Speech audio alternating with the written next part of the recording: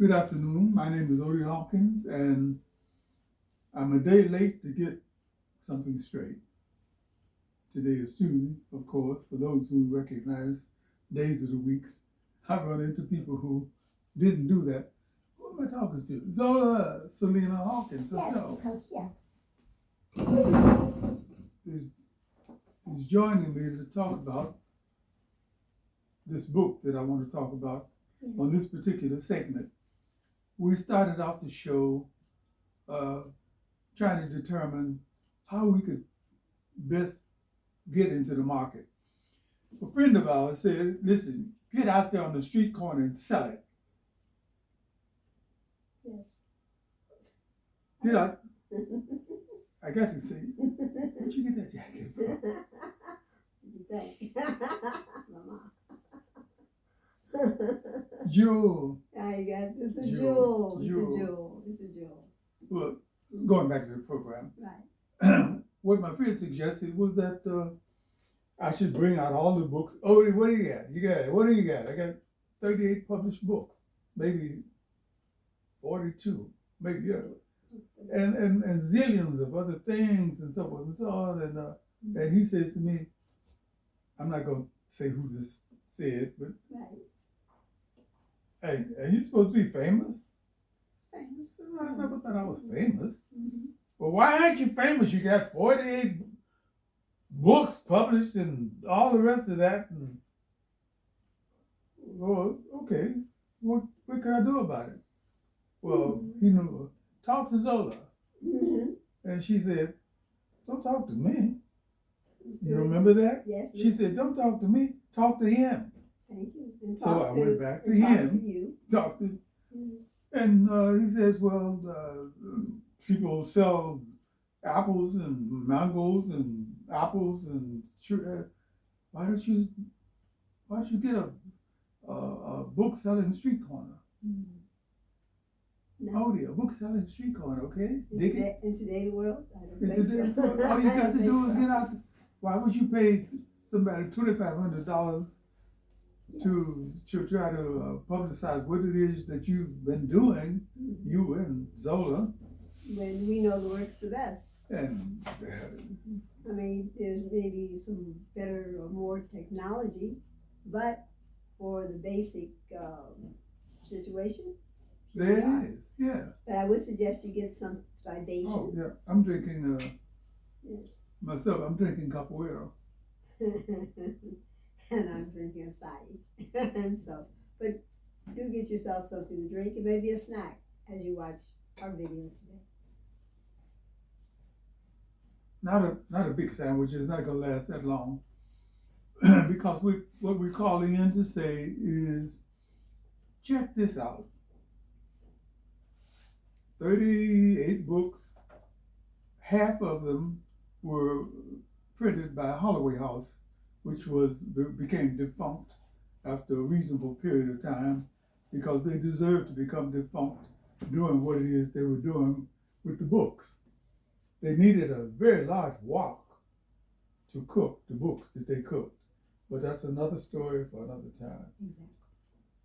In any case, taking my friend's advice, we set up shop here This is our corner. on this corner. This is our corner. I'd like to call it our corner.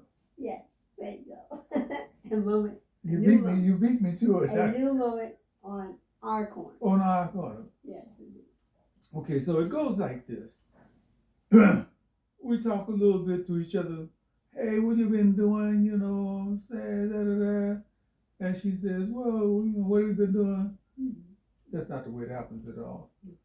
Because when we sit down to do this, we've Serious. discussed it for a while, and we've come up with the best possible approach we think can be used at the moment. At this moment, at this time, I would like to introduce you to a book of short stories called Amazing Grace. Mm-hmm. Amazing Grace. Back. Let me bring it a little can you closer see? to the camera here. Amazing Grace. And it's a gentleman that is a victim of the trail, as they say, on the road at a bus stop, which is Amazing Grace. The photo, of course, is by Zola Salena-Hawkins, who probably is a world-class, world-famed photographer who will someday be recognized by herself. As with you, you're a world famous author, as far as I'm concerned. People know you in China, people know you in England, people know you in Germany. Okay. So yeah. So, okay, that doesn't equate to being rich, and that's one of the things we want to talk about for a little bit. For the people who have been saying things like, "Oh man, you can't keep telling me you're not inviting me to your castle on the weekend," and so on and so on. So we don't own a castle. Let me do a moment to say, someone did an internet search, and there is another Odie Hawkins, but it's a she who is a minister. Now, she's the one that has the money. We don't got the money. Okay. We don't got the money. We don't got the money. Okay. But we don't need the money in order to do it, what it is we're doing. I'm taking the advice, the sincere advice given to us by a friend to sit out here on this corner in these blistering winds and all of those. Uh-oh, another crazy person. What? Hey man, what's happening? So he goes by. Oh. Mad sister.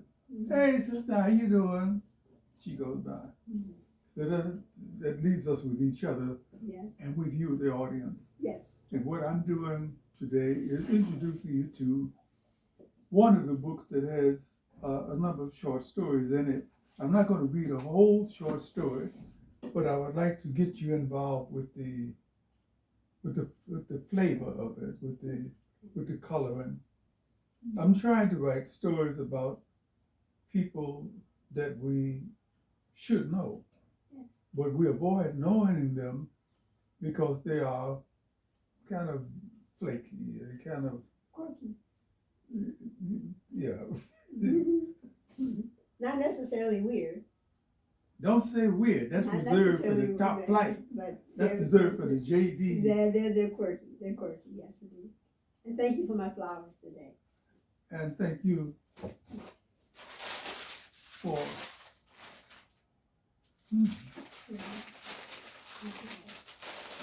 My husband buys me flowers. Well, that's what husbands are supposed to do. I love it.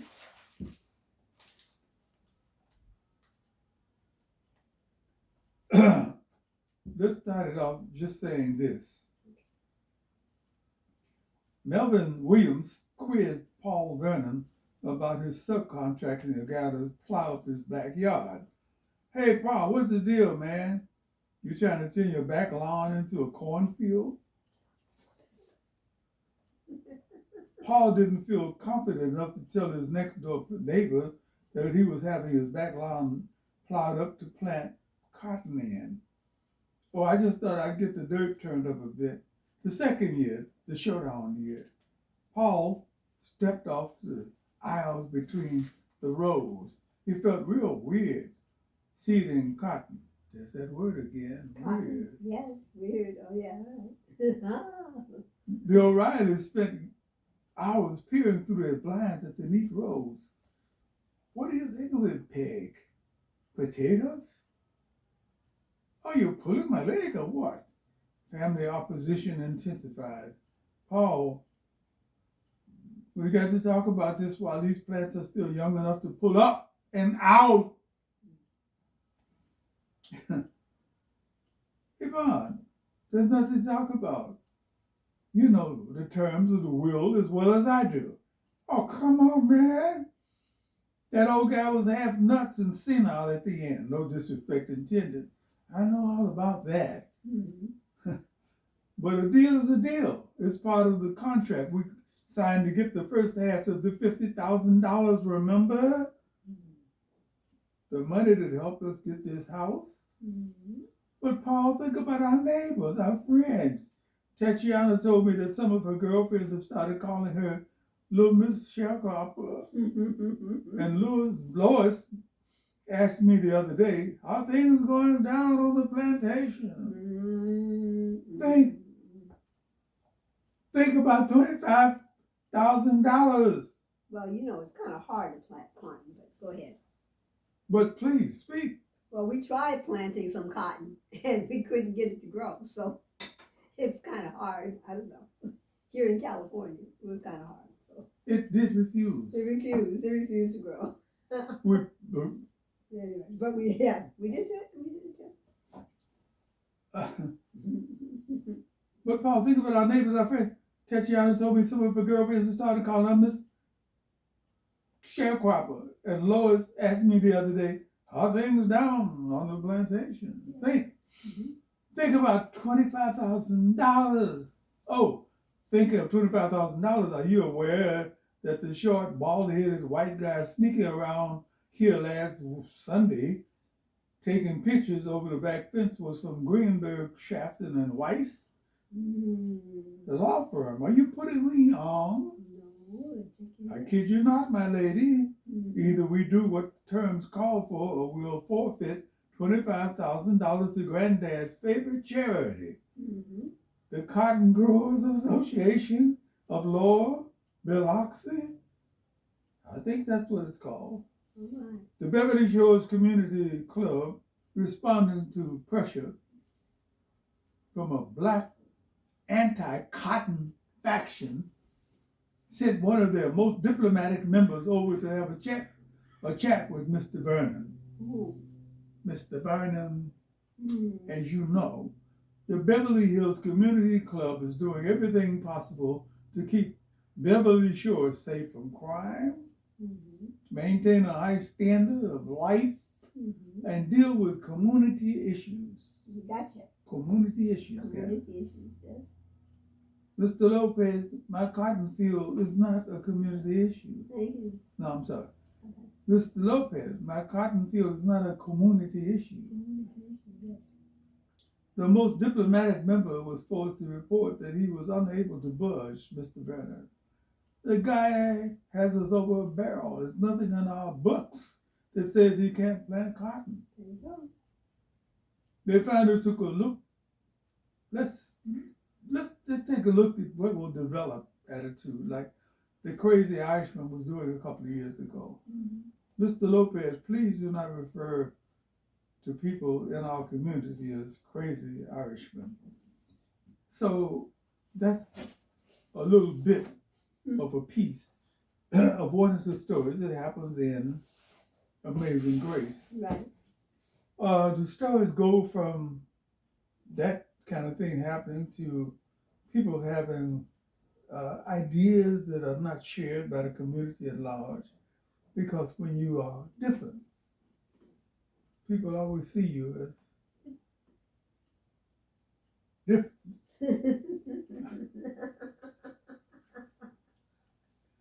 I'm telling you, I didn't know the jacket was there. I would have worn it. But no. Don't taunt me. But anyway, there we are. Yeah. That's a little sprinkling of what's in this particular book of short stories. Now, it was taken, the typing was taken directly from the Holloway House books when we had the books reissued by iUniverse, and now Open Road is selling them. And they claim they can't give us any royalties yet. So, hopefully, you can get a purchase of Amazing Grace and help us with the royalties. But even more importantly, hopefully, you'll get a copy of Amazing Grace and enjoy the book and enjoy the reading. And share it with others. Let me give you a little advance notice. This is what they call it. Dun, dun, dun, dun, dun, dun. Here's what's coming. Dun, dun, dun, dun, dun, dun, dun, dun, dun, dun, dun, dun, dun, dun, dun, dun, dun, dun.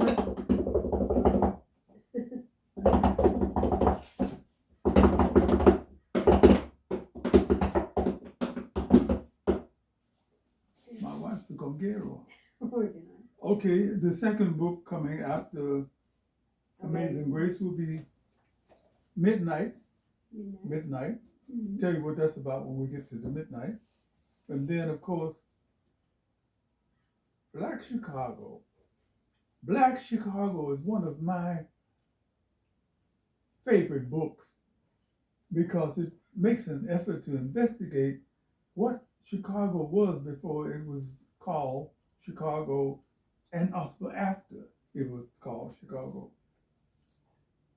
Uh, I don't, sometimes, Black Chicago.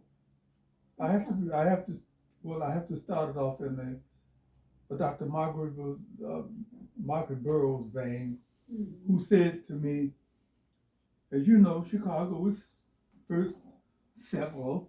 It was first pioneered by a black Haitian man named Jean-Baptiste Point du Sable. Did you know that? I didn't know that. Well, he established that. He established trading posts. He was on good terms with the Indians. As a matter of fact, some of them said he was the first white man we ever saw who was black. He married a woman from the Potawatomi people. He became a top flight chief in the chieftains of the area. It didn't mean chief in the way that they always make somebody sound like a chief, which is he got on a big old big feather in his hat, and some white guys whisper in his ear. No, the chief was about something much more deeper than that. This is what one of the stories in this book We're coming to it. We're coming to it. We're don't coming wait to it. secret. So, having done what we've done today, Yes. and I got to tell you, I admire that blouse you got on. Thank you very much. Wow, I didn't know. Yes. Who Just knew? try to, while you're at home, there's no reason for you to walk around in your pajamas. Shop in your closet and find yourself something to share with your soulmate. It might be fun and inspiring and kind of lovey-dovey. I'm a witness. I'm a witness. She said it. I'm a witness. And you might get flowers. All right? You better get flowers. You better get flowers. You heard that, Herman? Okay. Herman. Yes, indeed. So we hope you enjoyed today's moment in time, a new moment. And we'll be back. Monday night for sure. Well, Monday we film, and between Monday and Tuesday, the filming is posted. And your website is www.odiehawkins.com, ODIE-Hawkins.com. And the book can be purchased on Amazon. And just Google the books, and you will find where to purchase books, including Amazing Grace, Midnight, and all the books down there, and books coming. It's building up, not down. Yes, it's building up. And for an author who is still writing. Yes. Reading and writing. Oh. Okay, real quick, what's the book that you're reading now? From who? You're reading two books right now. One is from my friend Ron Dowell, a book of short stories called from Ron Dowell. Straight Out of Compton? Is it Straight Out of Compton? Straight Out of Compton. Crooked Out of Compton. Oh, Crooked Out of Compton. Crooked Out of Compton. Thank you. I think I read Straight Out of Compton from someplace First else. one, yeah, That was the more popular name.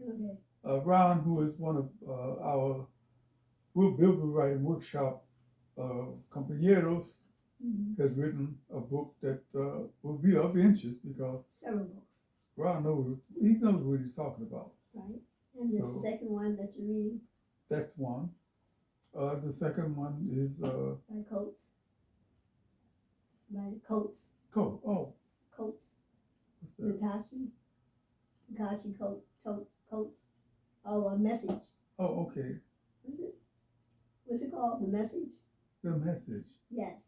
And that's a terrible title he has, I think. It's called The Message. And the hard thing is to remember his name. Ta-Nehisi Coates. Yes. Ta-Nehisi Coates. But he talks about it in his book about how it was. He was always framed in a certain way because he had this weird name. Right. His father named him after an Egyptian king or pharaoh or something. Right. So, of course, that works in America. That works in America. If you're not John Fred. What your name is, man? Ta-Nehisi. I I can see him going through a whole lot of It things. goes along with like Obama, Kamala, Ooh, Zola. Zola. I've been called Zulu. Zola. I'm like, excuse me, Zola. Well, He's been called. don't. Wait a minute, we won't go through that. His name is Odie, O-D-I-E. Oh, no, I'm not talking about that's okay. Okay. I'm talking about the other one. Well, with that, inside jokes. With that, wish you well.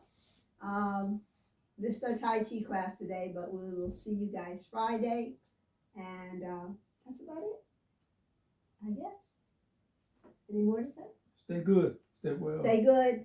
And heard a quote this week. It said that life does not have to be perfect to be wonderful. So I hope you have a wonderful life, even if it's not perfect. Oh, look at you. I heard somebody heard you. I hope so too. I hope somebody heard you. I hope so too. Okay. Okay, we got that? Got see that? this? Mm-hmm. You So. do it, brother. That jacket is